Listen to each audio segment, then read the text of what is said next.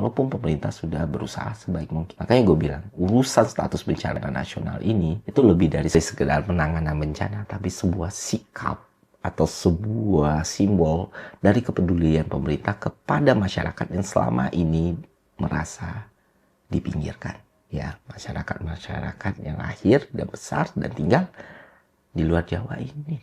Karena dengan status ini mereka akan merasa nyawa mereka dipedulikan, hidup mereka dipikirkan, dan tidak terus dianaktirikan. Mana kalau kita lihat nih baik aturannya, apa yang terjadi di Aceh, Sumut, dan Sumbar itu sudah di atas threshold semua. Daerah yang terdampak lebih dari satu provinsi. Udah ada banyak daerah yang terisolasi, infrastruktur sudah tidak bisa bekerja, sudah tidak bisa optimal, akses terputus, dan kondisi sosial ekonomi itu akan berpengaruh sekali. Karena salah jika kita melihat after effect-nya cuma di 3 provinsi ini.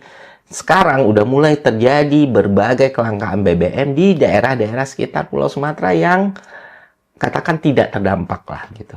Secara bencana ya atau secara air bah. Tapi ya BBM mulai naik, pengecer mulai naik, dan bahan pokok juga mulai naik karena ada beberapa kerusakan dalam supply chain, ya ekonomi dasar. Dan itulah yang terjadi sekarang gitu.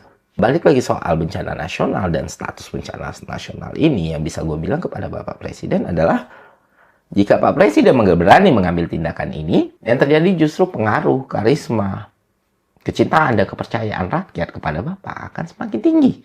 Karena Bapak tidak cuma berupaya untuk menuntaskan masalah dampak dari bencana alam, tapi Bapak juga sudah berkontribusi dalam meredakan kemarahan, kebencian yang bertahun-tahun tertanam di rakyatnya.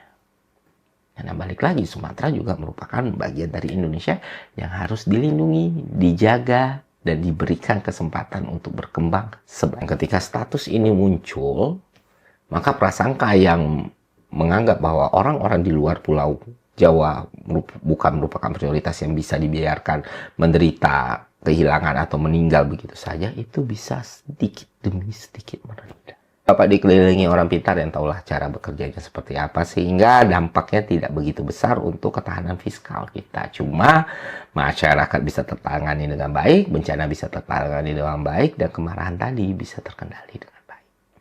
Oke, itu aja konten kali ini. Semoga bermanfaat. Sampai jumpa di konten selanjutnya. See ya.